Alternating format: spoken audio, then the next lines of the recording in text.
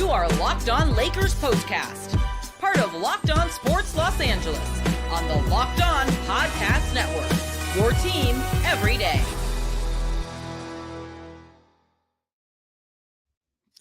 Well, the shorthanded Mavericks upset the Lakers. JJ Redick's team can't shoot in this offense, and the Lakers get swept on their brief 2-game road trip in Texas. We talk about it all on the Locked On Lakers postcast. I'm Dave Palais. Thanks again for joining me tonight.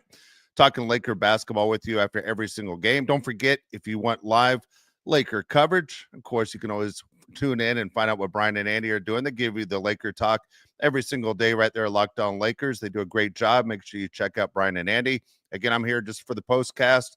Unfortunately, tonight, not a lot of fun because the Lakers lose 118-97. Get ready to tackle NFL playoff action with FanDuel, America's #1 sports book, because right now, new customers can bet $5 and get $200 in bonus bets if you win. Once again, final score tonight, 118-97. Lakers lose to the Dallas Mavericks. And you go, how did this happen? Trust me, I'm right there with you. How did this possibly happen when you look at all the injuries that the Dallas Mavericks had coming into this game? Basically, anyone that had a chance of beating you wasn't available to play tonight, yet the Mavericks completely showed the Lakers up. It was an embarrassing loss, one of the worst losses of the season. You can mark it down as the Lakers fall to 20-16 on the season. Lakers, again, struggle, and they struggle in a situation where they need to move up in the playoff standings because we're almost halfway through the season, and right now this team still does not have an identity of what they are. If we want to know how we got where we are, let's start right here in the first quarter. Lakers, look, they do okay. They outscore the Mavericks 27-24. Mavericks, again, playing without Luka, playing without Kyrie, playing without Daniel Gafford, playing without Dante Exum. And you're going, okay, well, no Luka, no Kyrie. It should be a win. Guess what? The Mavericks also played last night. So this is back-to-back games for the Mavericks. And you're thinking, well, they didn't have to travel. Not the case.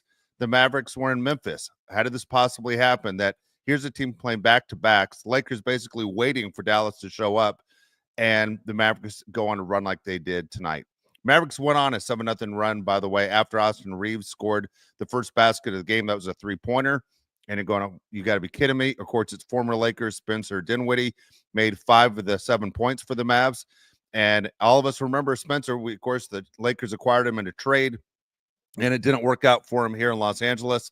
For me, I was a Dinwiddie fan. I was kind of disappointed that the Lakers passed on him so quick. He was kind of an instant offense guy, and that's exactly what he was for the Dallas Mavericks tonight. Lakers felt they didn't need him, so he moves on. He's still in the NBA, still doing great things, sticking it to his former team. Lakers also went on a 7-0 run in the quarter. The highlight, though, and it was the highlight of the night. I mean, who would have thought that in the first quarter you go, okay, well, there's your highlight of the night. It's not going to get any better from there. But it was LeBron James. LeBron James, you'll see it 100 times all over social media. Of course, where he drove the lane, he switched hands from his right hand to his left hand, and then he dunks the ball with his left hand. Pretty impressive. Now, I might get some heat for this, but I'm telling you right now, it was a better shot than Michael Jordan shot in 91 against the Lakers. All Michael did was switch hands. In reality, you look back at it, he didn't even need to switch hands. He just did it right there in front of Sam Perkins. But I'll take Jordan's left-handed dunk tonight. Unfortunately, the Lakers lose. Jordan won the NBA Finals after that play. Anthony Davis led the Lakers 10 points, 6 rebounds in the quarter while playing all 12 minutes. Now, remember, playing all 12 minutes, it's kind of interesting the way they're doing the substitution plans for the Lakers, because Anthony Davis now, because he played 12 minutes, needs an extended break. So he gets his break not only between the first and second quarter, but remember, when's he going to come back into the game? Took a while for him to come back in, like a little bit longer. When you saw the game starting to slip away in the second quarter, you're thinking, hey, we got to get Anthony Davis back in the game. At least that's what I'm thinking. That's what I was hoping JJ Redick was thinking, but it wasn't the case. And then Jackson Hayes enters the game, and Jackson Hayes in the second quarter completely falls apart. 4 fouls in 4 minutes. I mean, when have you seen that? That's like one of those things that you play with your high school teammates, and it's that guy that never gets to play that they finally put in a game at the end of a game, and he ends up with like 4 or 5 fouls in just a few minutes, and you goof on him forever. This happened to Jackson Hayes in an NBA game. 4 fouls in 4 minutes.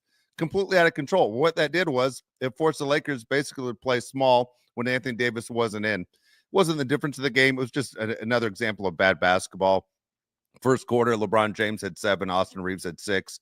The 6 points for Austin Reeves were the 2 3-pointers. Again, he made the first basket of the game, so Austin Reeves scoring-wise in the rest of the first quarter didn't do much.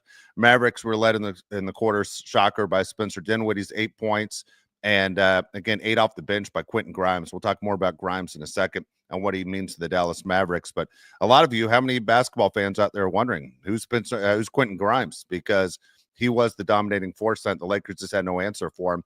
Hey, if you're wondering, because Quentin Grimes had 8 points, what did the Lakers bench do? Well, I'll tell you what, they stepped up and they got you 0. Laker bench was 0 points in the first quarter. Very frustrating. Lakers shot 40% from the field, 25% three-point range. Mavericks shot 53% from the field, 29% from behind the arc. But the Lakers, again, after one, going up 27-24, the stats show that really the Lakers probably shouldn't have had the lead, and the stats kind of showed that they were false because the way it worked out from there, it was all Dallas. Second quarter, Mavericks outscored the Lakers 31-23. So you basically look at the second quarter and go, what was the highlight there? Well, there was a highlight. It was Max Christie. Max Christie was the lone bright spot for the Lakers in the quarter, scored 9 points. And then, again, the downside in the quarter was Jackson Hayes, while Anthony Davis is trying to get some rest. 4 fouls in 4 minutes. Mavericks went on 11-0 scoring run to end the quarter. It was all led by Klay Thompson. And, we've always thought he's one of those guys, meaning Klay, because he's Michael's son, that, hey, I'd love to see this guy in a Laker uniform. We all know the backstory on it, that Michael Thompson thought his son Klay was going to sign with the Lakers during the summer. He didn't. Chose the Dallas Mavericks instead, and Klay Thompson looked like the old Klay Thompson. Unfortunately, it was against the Lakers. So right there, you look at this Laker team, and you're saying, man, down 55-50 at the half, and you're going, what do they need to do to turn things around? What's going to be said at the half to turn things around? Well, it's very frustrating to see that, the Lakers, again, struggling going into the half and knowing that they haven't come out strong in the third quarter of late to turn things around. So whatever is said at the halftime speech or whatever the focus is, can they make adjustments? If you watch the first half, you could see early on the frustrating part was the idea that they're missing so many easy shots. What I mean by easy shots is balls right underneath the basket. I mean, easy, like Anthony Davis underneath the basket layups. And you look at Max Christie, missed an easy layup. You look at LeBron, he missed easy layups. I mean, it doesn't get easier in the league for anybody, especially this Laker team is not great at shooting threes, that you got to make the shots underneath the basket. These are the easiest ones going. And if you can't make your layups, it's embarrassing. At the same time, the Lakers had a huge height advantage in this game. This is one of those games where Anthony Davis should have walked out of Dallas with about 50 points because they should have fed him basically all night long. Unfortunately, it didn't work out for the Lakers. They didn't make their threes consistently. They didn't make the easy shots consistently. And for the Lakers, they end up falling short. And so very frustrating. It has to be tough getting on that plane coming back to Los Angeles, and we're going to play the Hornets on Thursday night with that kind of effort. But overall, the Lakers did not play well. We'll look at the halftime stats in just a second, but want to mention the people over at FanDuel. Again, FanDuel, don't forget, FanDuel is your sponsor right there to get ready for all the big playoff games. Don't forget, from big upsets to game-winning drives, the NFL playoffs are better with FanDuel, because right now new customers can bet $5 and get $200 in bonus bets, guaranteed. That's $200 in bonus bets. Win or lose, FanDuel app gives you everything you need for live bets, same game parlays, and so much more. Make sure you visit the website, share the betting lines with your friends around the league, your team, you name it. Again, your friends will be involved because it's a lot of fun. Nothing like playoff football, and the NFL playoffs start this weekend. You have the Chargers and Texans getting going on Saturday, and then Monday you have the Rams and you have the Vikings. Don't forget, just visit FanDuel.com to join today. Get started with $200 in bonus bets. That's FanDuel.com. Make this playoff season unforgettable with FanDuel, an official sportsbook partner of the NFL. So let's take a look right here at the half. At the half, Lakers are down 55-50. And you're going, okay, Anthony Davis, maybe he's going to figure things out. He's going to carry this team. 12 points at the half. And if you double that, you're going, okay, 24. Again, this was one of those teams, one of those nights where Anthony Davis should have had a career night, but he exactly didn't. 12 points, 9 rebounds, 3 assists for AD. LeBron, 9 points, 6 rebounds, 2 assists. And Austin Reeves, 9 points, 1 rebound, and only 1 assist. That is extremely frustrating. That last stat, the 1 assist for Austin Reeves, it's incredibly disappointing for the idea that Austin Reeves made it clear he wants to be a point guard and he wants to be one of the better point guards in this league. And getting the turnovers down. So Austin Reeves has been playing great basketball of late. When you look at the 1 assist, let's go back and look at some of the great point guards, through your lifetime. I mean, there's one that was sitting on the Dallas Mavericks bench, and Jason Kidd, that was outstanding in dishing the ball out. Magic Johnson, John Stockton, all the guys, you talk about Hall of Fame point guards. Well, Austin Reeves hasn't claimed to be a Hall of Famer, but he's been playing all-star level basketball, and to have only 1 assist in the first half, very concerning to what the Lakers are trying to do. And obviously, when you look at the assists, it's sharing the ball. He's the major distributor. Austin Reeves, slow night. Rui added 6 points, 1 rebounds, and 2 assists off the bench. In the starting role. Rui trying to find his way as far as he hasn't been the same since the big trade with the Nets. Again, I can't figure that out, why that is. It looks like he's not about to lose his starting spot, but there's been a lot of talk that the Lakers could change their lineup around and Rui would be one of those guys to go off the bench. I don't know, but Rui just hasn't exactly played the same. It shouldn't have changed because his role hasn't changed. Dallas Mavericks were led by Spencer Dinwiddie's 12, Klay Thompson's 11 at the half. Mavericks, though, outshot the Lakers from the field and outshot them 46 to 40%. Now, the Lakers only made 5 and 19 3-pointers. That's 26%, while the Mavericks were 8 of 18, 44%. So the Mavericks a better shooting team. The Lakers are not a great 3-point shooting team, even though their offense continues to show that JJ Redick wants them to shoot threes as much as they can. It's not exactly working for this Laker team. Lakers were out rebounded 24-22. Embarrassing considering that the Mavericks, height-wise, should have lost that battle. The Lakers, here's the deal also on this rebounding. As I said, the Mavericks out rebounded in the first half 24-22. The Mavericks also had 11 offensive rebounds. What? I mean, that's an effort deal. I mean, there should be no excuse where you should ever question a pro athlete's effort. And for the Lakers, unfortunately, it seems like we see this a lot. And you wonder, is this Laker team playing as hard as they can for JJ Redick? God, they're playing as hard as they can for themselves. I mean, I hate to talk about money when you talk about pro athletes, but it's a lot of money. And these guys that sit there and say, you know what, we can have a cakewalk through the Mavericks when the Mavericks can't beat anybody of late, but the Mavericks look like one of the better teams in the league. We say this almost every night. People get up to play the Lakers. The Mavericks looking to stop their losing ways. Again, back-to-back games. Mavericks did well. They also had more assists in the first half, 12-11. Lakers only had 3 turnovers, which was a plus. Okay, not bad. Dallas had 6. Lakers never win the turnover battle. Lakers scored 2 points off the Dallas turnovers. Mavericks, they scored 0 off the Lakers turnovers.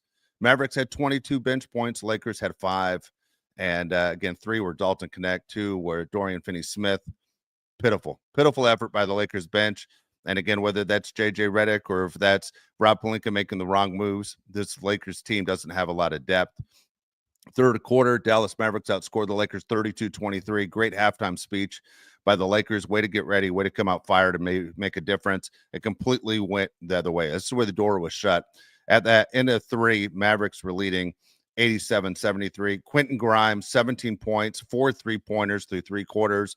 Spencer Dinwiddie, 16 points. Klay Thompson, 11. And then in the fourth quarter, complete mess. Dallas Mavericks won 29-21 in the fourth quarter. So the Mavericks lost the first quarter and they won the second, third, and fourth quarters, giving you the total score of 118-97 for the Laker loss. And frustrating. And it seems like we do this a lot. We talk about frustrating losses. It's frustrating for a number of reasons. Number one is guys not playing up to their capabilities. 2, effort. And how does this happen? I mean, there are always going to be slip games in professional sports and in the NBA when you have the 82-game season. Yes, in Major League Baseball, I'm sure you see it too, but you just don't know because you have too many guys that can pick you up. If one guy's not 100% ready to go or he's banged up a little bit. But for the Lakers, when you have 5 guys on the floor at one time and you can see that it's contagious and this team basically continues to struggle, very, very frustrating to see what are the answers. And if I'm JJ Redick, I'm sitting there, I'm scratching my head, and I want to know what are the answers. If I'm Rob Pelinka, I'm wondering, do I have the right coaches? Because it's hard for anyone to point the finger at themselves. And so for Rob Pelinka, is he sitting here judging, what's going on with the head coaching situation? The Lakers have fired a lot of coaches with a lot less success than, or a lot more success, I should say, than JJ Redick has had. This move of deciding JJ Redick was the right guy to communicate with players and come in and run his offense. And it's easy to sit there and be a couch quarterback kind of situation is not working right now. What the Lakers are doing is not working. When you look at that fourth quarter and the Lakers desperately need a three with 4 minutes to go, and the Lakers keep running their regular basic offense, like the shot clock doesn't matter, like the game clock doesn't matter, yet they're running an offense that is basically low post basketball and their ball movement. Let's get a shot. Do we have any kind of offense at all, meaning the Lakers, to shoot threes? These are three-point situations. This is where you need to make a comeback. This is where you need to go on a run. Yet the offense was absolutely ridiculous. How much of the play clock do they keep using? And then to get a two. And it turns into a missed two. Another missed layup. Another bad shot. Another bad jump hook. Another shot that does not go in. And even if it went in, it's only two. Because the Mavericks are coming back on the other end and shooting threes. Do the math. Figure it out.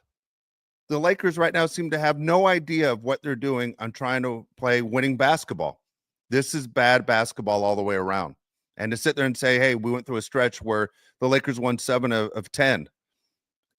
Nobody cares. Nobody cares until how you look today, how you look this week. Well, they didn't look good in Houston, and they didn't look good against the Dallas Mavericks. This is frustrating, bad basketball. And again, this is a situation if JJ Redick, let's say, was in his second or third year, this is the kind of road trip, even though it's 2 games, you get off that plane and there's a meeting with the front office to say, what are we doing here? This is bad. Rob Pelinka right now, I'd be nervous because right now your trades right now have not been impressive. Your head coaching hiring has not been impressive. Nate McMillan, Scott Brooks, whatever you guys do with your experience has not been impressive. The offense is weak. There's not enough movement. They aren't able to get the ball in the shooter's hands. Even when these guys shoot threes, they aren't even great three-pointers. Do you see where the Dallas Mavericks are shooting the three from? Wide open, ball movement, corner, wide open, uncontested threes over and over again. These are NBA players. They can make those. Austin Reeves can make those. Dalton Knecht can make those. Even LeBron James can make those uncontested threes. Anthony Davis. Every Lakers shot is contested, but it's not the other way around when the Lakers are sitting there playing, when they're on offense. The Lakers get every shot is contested. The ball movement stinks. The lack of screen stinks. The inability to get a wide open three-pointer is amazing. And are the Lakers that bad of a shooting team, or is it just the fact that they always have someone in their face every time they try and shoot the ball? Because it seems like over and over again, the good teams find a way. Boston Celtics seem to do it. The Warriors seem to do it. Happens all the time. And now the Dallas Mavericks did it to you without 2 of their best players. Unacceptable basketball. Again, I'm here for your comments. Curious to know if anybody has answers, but it is extremely frustrating. I'm looking at Craig right here in the comments. Bad effort. You're absolutely right. Bad effort. Craig also says Gabe Vincent adds nothing. Every game, he adds nothing. Craig, I couldn't agree with you more. My son says this to me every day. Why is he on the team? It feels that way. When he was injured and he wasn't available, nobody missed him. It's bad to say. Nobody missed him. Losing by this many is incredible to a team that is shorthanded. Dallas Maverick players and fans right now are getting in their cars going, how did that happen? How did we pull that off? And I want to know the same thing. You want to know the same thing. How does that possibly happen? Very frustrating to see what happened. Again, I'm curious to know if anybody has answers. I mean, it's the best thing about when your team loses as a fan, you maybe have some answers, but for me, my frustration level is through the roof when I see that kind of effort and that performance and that final scoreboard at the end of the night. Again, the Lakers lose 118-97 to the Dallas Mavericks, who haven't been able to beat anybody since Luka's out. And now Kyrie's out, and they can't do a thing. Unbelievable. Oh, my gosh. Want to mention the people over at Prize Picks. Don't forget basketball season is heating up. There's no better way to get real money on action by watching your favorite NBA stars with Prize Picks. Whether you're a diehard fan or just love some friendly competition, Prize Picks makes it fun and easy to turn your basketball knowledge into cash. Here's how it works. Pick more or less on at least 2 players for a shot to win up to $1,000 times your cash.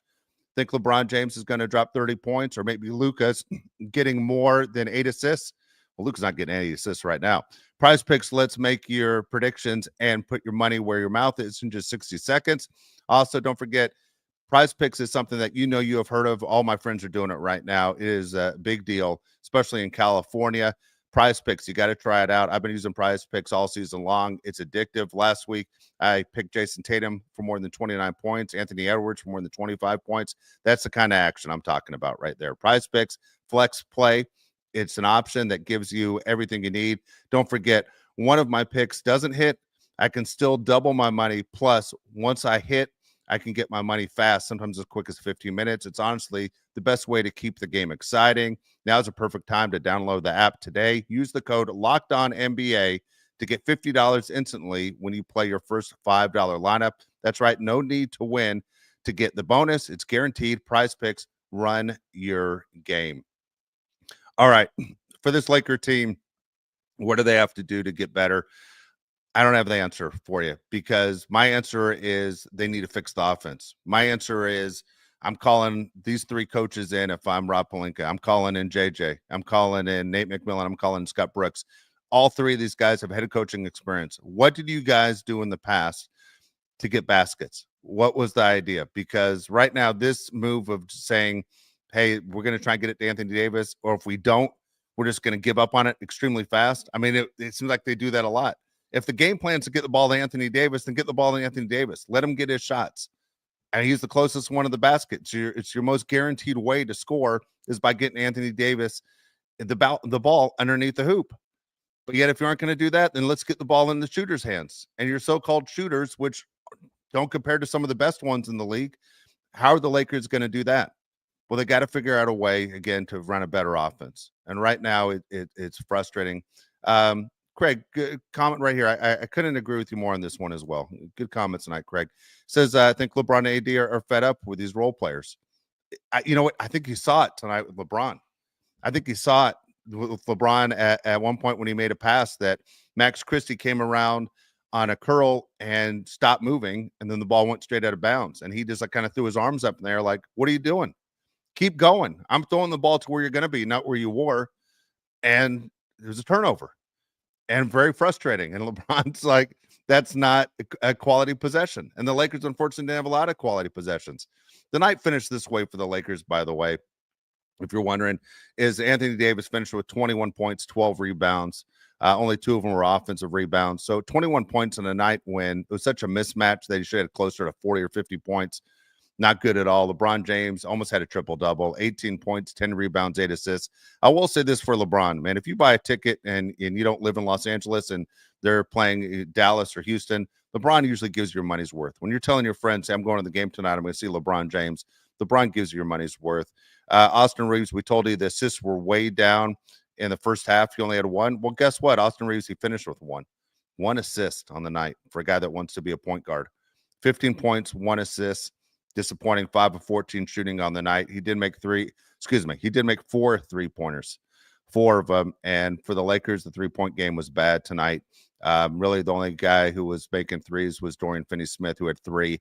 Besides that, Max Christie had 1. LeBron had 1. But otherwise, you got a bunch of zeros. Gabe Vincent didn't make any of them. Excuse me, Dalton Knecht. Sorry, hats off to Dalton Knecht. I wanted to get to him as well. Dalton Knecht in 16 minutes had 13 points. I would like to see the nights where Dalton Knecht looks like his shot is there to get more playing time. Reward him when he's hot. He's a streaky shooter. Either he's really good or he's really bad. I'd like to see Dalton Knecht, who made 5 of 8 shots, get more minutes. I don't understand why he didn't get more than 16 minutes, but again, that's what JJ Redick saw out there. 13 points for Dalton Knecht. Shake Milton didn't play. Cam Reddish didn't play in the game. But for the Lakers, frustrating. So you look at their shooting, field goal percentage for the Lakers. They shot 45% from the field, 31% from behind the arc, 75% free throws. Not great all the way around. Very average as far as the field goals go. 3-point shooting below average. Even the free throw shooting at 75% should be a little bit better. For the Dallas Mavericks, here we go. Their leading scorer, shocker, was a guy off the bench. It was Quentin Grimes, 23 points, 9 rebounds, 6 assists.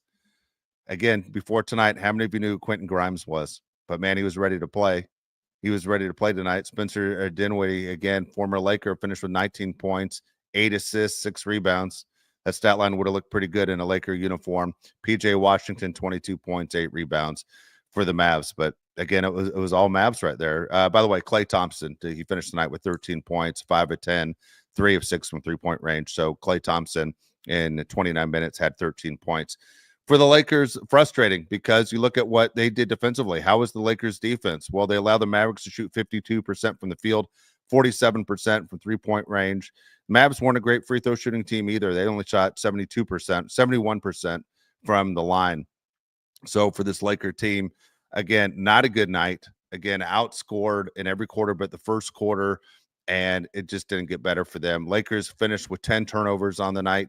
Mavericks also finished with 10. So the Lakers turned the ball over more in the second half than the Mavericks did. And it was just poor basketball. It was not good. Again, not an easy flight to get back and follow what's going on with the Lakers as you think about that loss for a couple of days, or even the Houston Rockets loss heading into Thursday's game against the Charlotte Hornets. For the Lakers, what does that mean standings wise? Not a good sign for the Lakers because, again, they had the 4th seed just a couple days ago, and now the Lakers, with that loss, the Lakers fall to the 6th seed. Dallas Mavericks passed them up. Again, Oklahoma City Thunder now with 15 wins, 15 straight wins. Oklahoma City Thunder. Houston Rockets are the 2nd seed. Memphis is the 3rd seed. I always say I want the Lakers to be a 4 seed or better. Right now, those Denver Nuggets, the team that owns the Lakers, are the 4 seed. Mavericks are the 5. Lakers 6. Clippers are the 7. Golden State Warriors 8.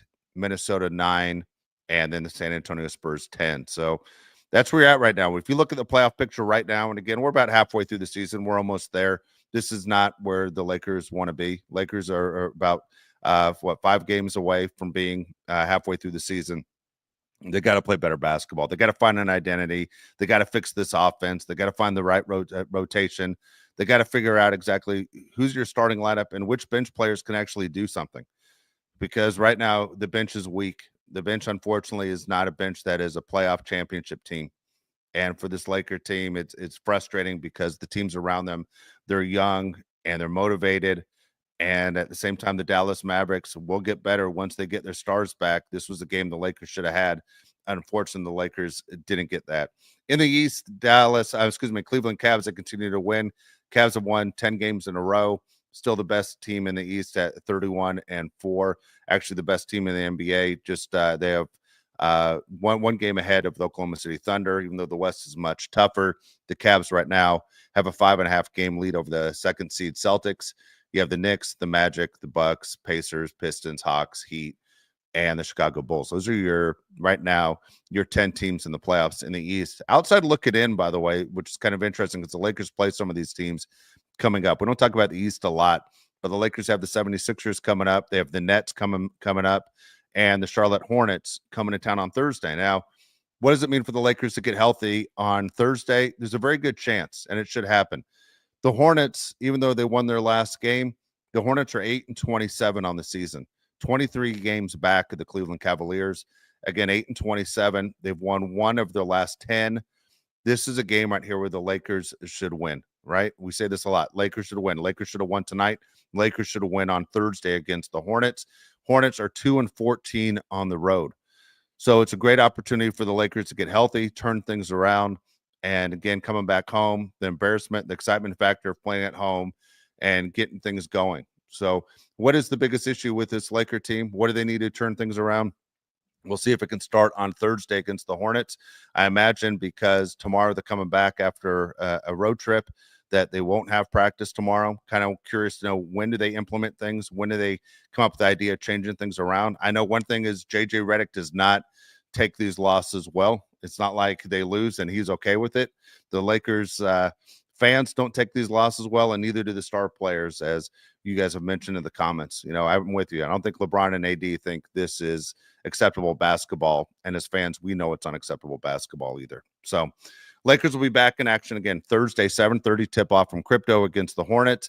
I will be back with you as well, talking Laker basketball again for the postcast. Excited to do it. Excited to talk Laker basketball. I'm looking forward to a win. These losses hurt me as well. I feel like JJ Redick, the more they lose, I think it's my hair turning gray. And I watch JJ and I'm like, is his hair changing colors? Are there gray streaks in his hair all of a sudden? I think it's aging him quickly. He gets paid for it to age him. I just get here and watch these losses and stress out.